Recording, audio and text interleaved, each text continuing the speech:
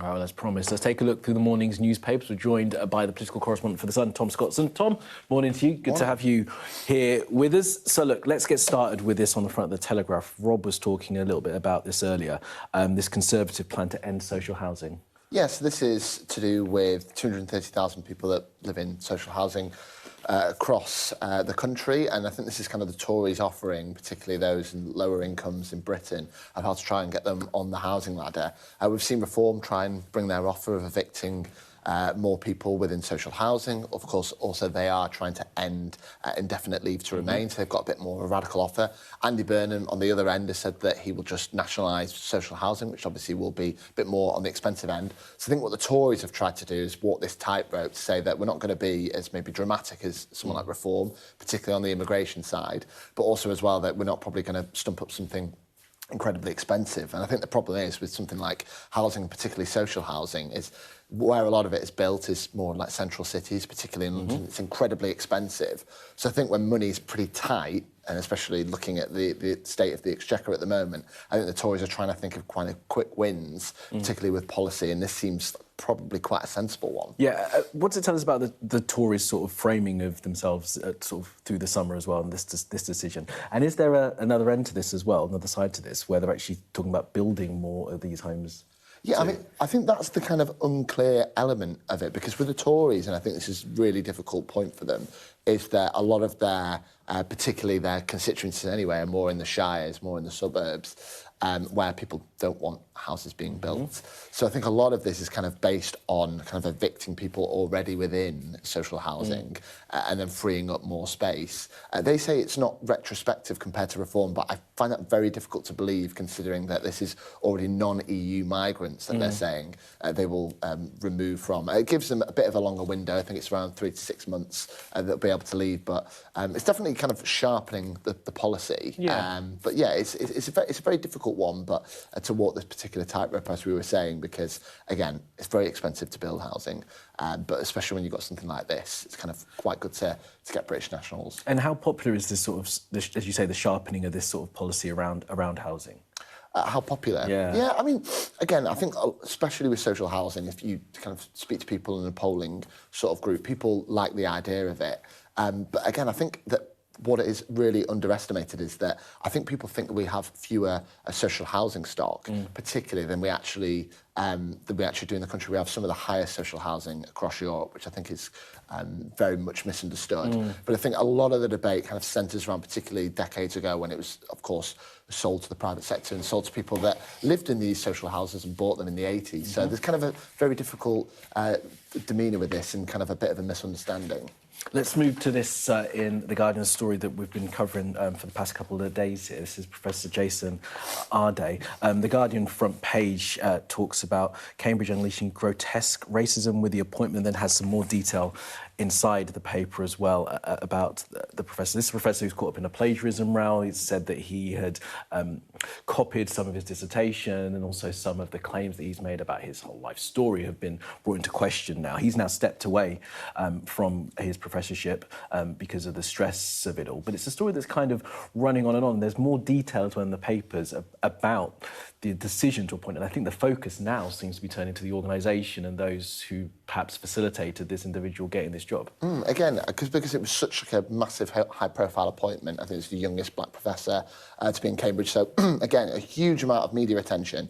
And then there was a fallout again as a plagiarism row. And as soon as kind of one bit kind of fell off, then it was more and more revelations that were coming through. I think the kind of the most bizarre one that I remember seeing was the ones with the marathons. Yes, 600 miles in 5 days, I think. And to me, I think, especially when you've got an institution like Cambridge, probably one of the best institutions, not just in the country, but kind of in the Western world, you think, how did that pass any sort of screening? I feel that if someone had told me that, I wouldn't be able to keep a straight face.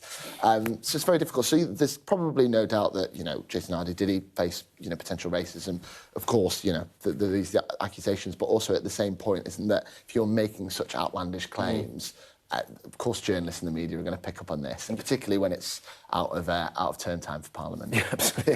There is focus there, isn't there? But there are calls now for sort of a public inquiry into all of this, because, as you say, Cambridge, one of the best universities in the world, now has questions to answer as to how sort of if it is proven that this individual was not qualified for this position, how its standards were able to slip so low. Yeah, and exactly. I mean, it's a huge blemish on the institution, and particularly as well, if you say that this is such a prestigious uni, I think that, yeah, this is just going to be like going on, and I think it's very difficult to ignore.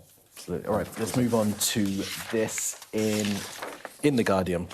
This is the Melbourne report. It is. I don't have it in front of me, so you'll have to do it for me. Of course, and this is kind of this is ticking on particularly to Alan Milburn, kind of a Labour grandee. Yeah. I did a huge report into NEETs, and those are those that are kind of unemployed and not in education between 16 and 24. And kind of his point is that teachers and maybe people kind of in the education sector should really be looking out for people that are at risk of kind of falling out of education and probably never getting a job.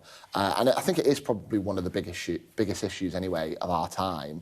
But I think the kind of problem that this really rests on, I think, you know, in hindsight and particularly in theory, this works. But a lot of the people that are never going to be able to get a job don't turn up to school. They're more likely to be absent from school. And so, therefore, if they are kind of falling off and never going into school or missing lessons, then it's very difficult, therefore, to get them back on track. Yeah, there was some reporting, actually, one of the papers about the number of people, the reports on the number of children who actually aren't going to school at all, just bunking off entirely. Now, Alan Milburn is carrying out this review, hasn't it? And it's crossed over the Prime Ministers, hasn't it? It's gone from Starmer and Burnham's taken on as well. In the first couple of weeks of Burnham's premiership, he talked about making sure that NEETs get an opportunity, and has talked about, you know, Manchester baccalaureate going across the country as well. So it's something that this new government is really focused in on. Absolutely. I mean, Andy Burnham, particularly in interviews when he was the candidate for Makerfield, this is even before he was an MP and, of course, Prime Minister, said that, you know, he name-dropped Alan Milburn, particularly in interviews. I think the really interesting thing, though, for him is that this was actually sort of the thing that brought down Keir Starmer's government, isn't it? The actual welfare rebellion. In what regard? Because it's just so hard to bring in. It's just very difficult. Yeah, yeah. It's just so difficult, and particularly for someone like the Labour Party that is obviously a bit more sensitive to particularly benefit cuts. You know, they really railed against the Tories when they tried to make welfare reforms for the last 14 years. And therefore, if they are seen to kind of mimic that and mirror what some of the Tory cuts happen, then it's going to be very difficult. It's a very bitter pill anyway for Labour backbenchers to swallow. But again, I think now you look at the public appetite for welfare reform, I think it's only going to grow. Yeah, I mean, that welfare bill just keeps increasing, doesn't it? And there is great concern that you need to bring that down and, as you say, reform the system as well. Let's move to the front of the eye. It's actually on the front of The Guardian as well, below the fold, about the pollution in lakes and rivers in England. Every single one of them polluted with toxic chemicals. The Environment Agency is saying that 75% of England's water bodies will not be safe by 2027. And this kind of goes against this idea that lots of people are sort of wild swimming and trying to get out into nature, but yet the water bodies themselves are massively polluted. And it's, you know, it's really concerning because I think particularly those that live in cities, it's not something that you think of on a day-to-day basis. But I would actually say on a public issue and the kind of discrepancy between Westminster and the country, I think this is probably one of the biggest issues. You look at all the documentaries that come out, particularly about Britain's rivers. You speak to any MPs that kind of live more particularly in the countryside. This is something that comes up on the doorstep, they say anyway, every single time. And yeah, it's very difficult that it's, you know, the reports here, particularly in the eye, that it's polluted full of chemicals, microplastics. And you think that kind of this seems to be like an endless saga that's going on. And I think also just more of the political angle, I think it'll add headspace and particularly room for something like Burnham to step up in September and say, we need more public control of Britain's waters, particularly something like Thames Water as well.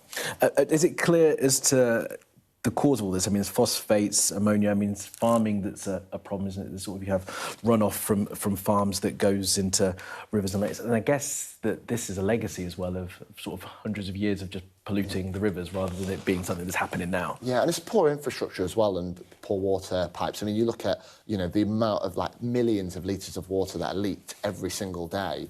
And I think this is kind of something that particularly campaigners are saying that, you know, we are losing huge amounts of resources just because of the poor infrastructure. So think of that, and it's also sewage as well. Yeah. And this is now moving on to the Times. So this is to do with a fraud alert over loans to foreign students. So this is to do with the amount of money that benefits going to people non-EU and European Union students. And they are now making up around 20% of all loans.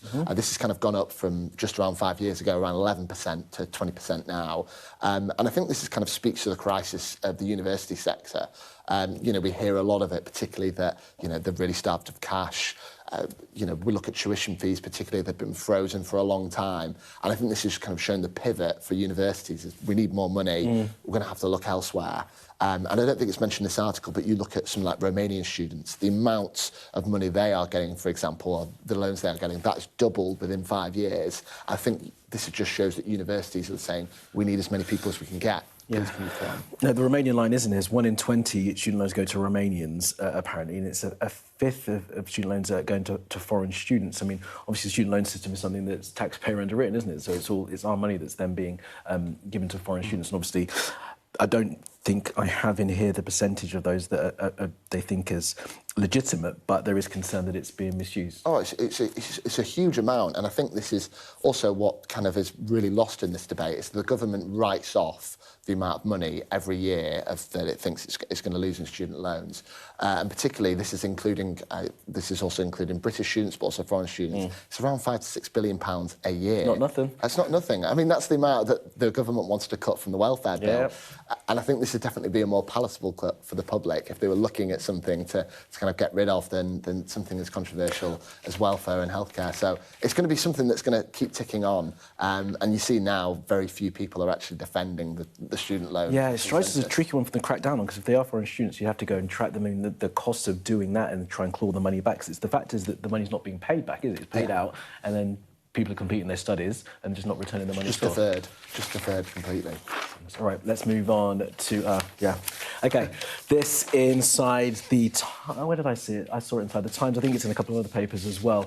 So Argentina. Yes. Going to have a national day for the day that they defeated England in the World Cup, which I think is salt in the wound of what was a very painful evening for anyone who watched that game of football. And they decided to make it a national day. And they've given it a really quite a funny name. I haven't actually got it in front of me, but I think it's the celebration of football day or something like that. Yeah, I mean, it's incredibly... it's just crazy, isn't it? I mean, it just seems slightly pathetic. Yeah. I mean, of course, you know, celebration's fine, you know, after the game. Obviously, I felt very bitter, particularly. But it was only speaking to people, particularly in Argentina, that I didn't realise that the Falklands was sort of their kind of health service, NHS, where every kind of candidate election always needs to say that they will reclaim. Venus is coming back.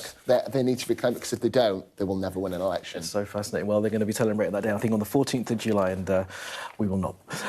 Let's move on to... I'm going to go to the Times, because I saw this story and I thought that is absolutely terrifying. I had seen one of these, actually, in the wild, but not of this size. So this is a story in Italy, in Brescia, where a monitor lizard, not native, of course, has been spotted and has been, I guess, terrorising people that have seen it. Exactly, yeah, and I think just with the warmer temperatures... I'm sorry, I've set you up for that, and I've been told I've got 5 seconds to talk again next hour. Stay with us. Your headlines next.